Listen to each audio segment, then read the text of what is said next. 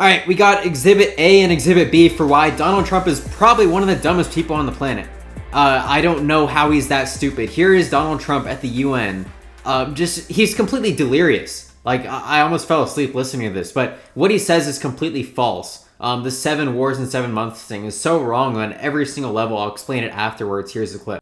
Likewise, in a period of just 7 months, I have ended 7 unendable wars. They said they were unendable.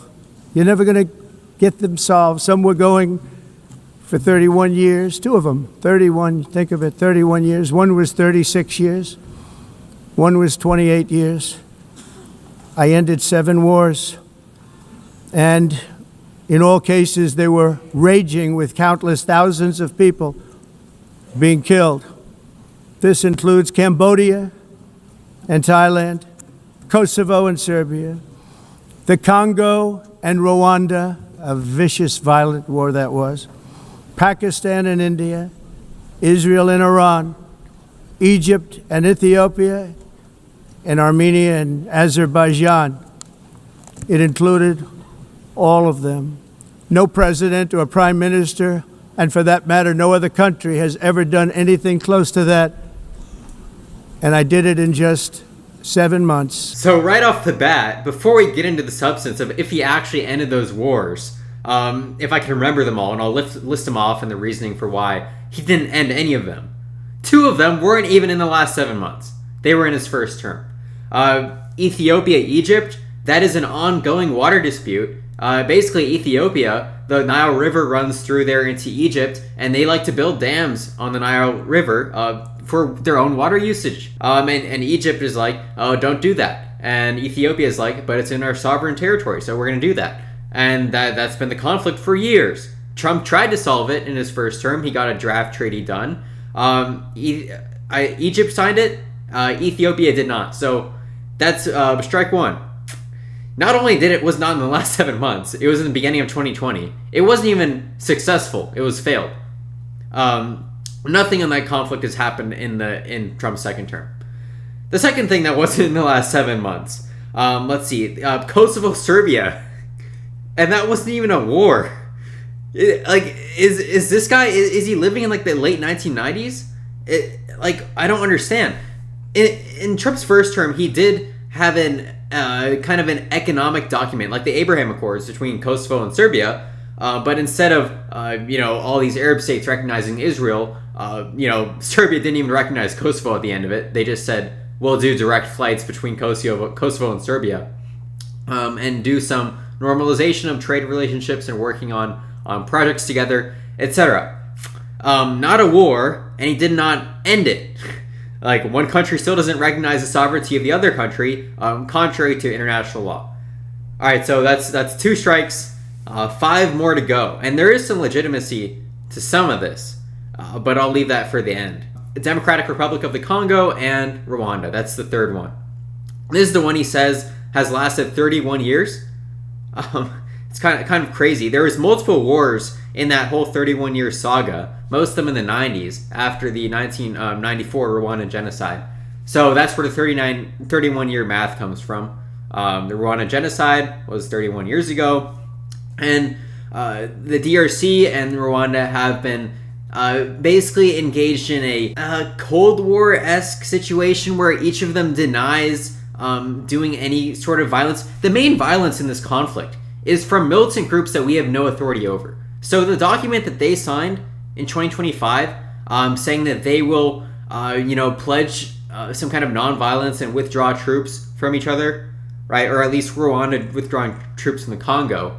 It was useless because M23 rebels, which is the main group causing issues here, didn't sign the treaty, and they had ongoing negotiations. They were supposed to sign something in this upcoming month, or at least in August, and they said, no, we're not signing it. So the main group causing all the violence, M23, is still causing violence.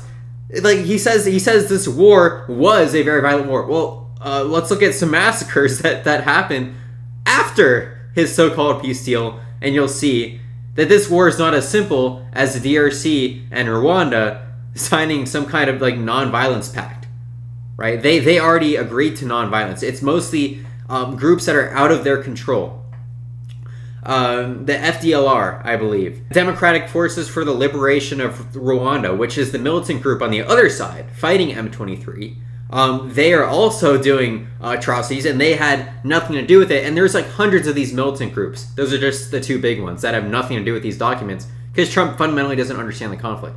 Let's go to the next longest one. Armenia, Azerbaijan.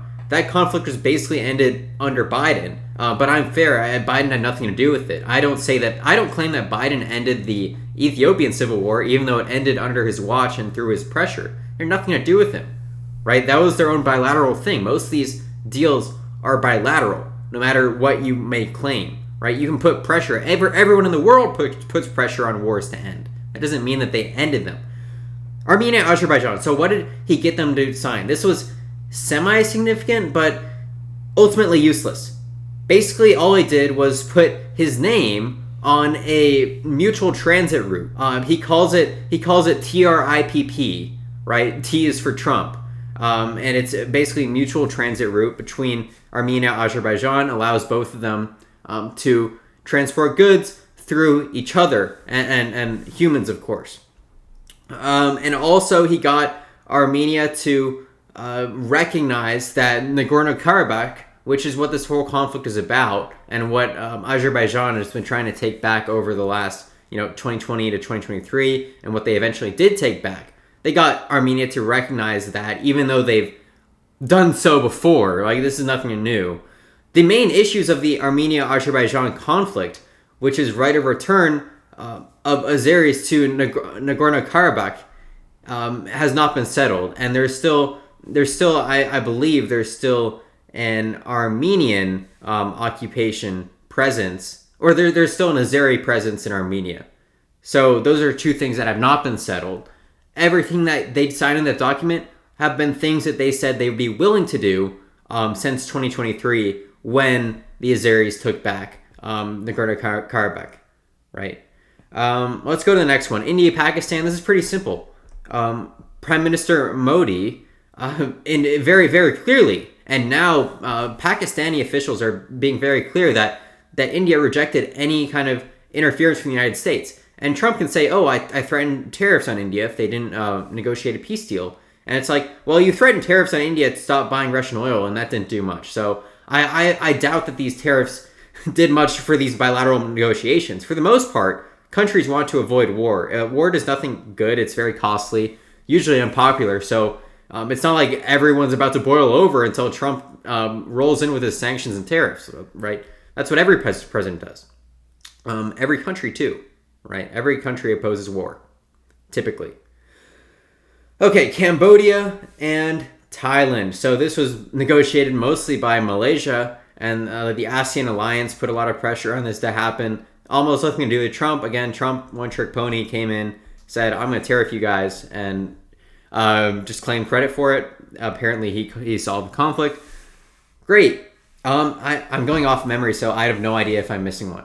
Let's go with Israel, Iran, right? Because we did the Congo, we did India, Pakistan, Ethiopia, Kosovo.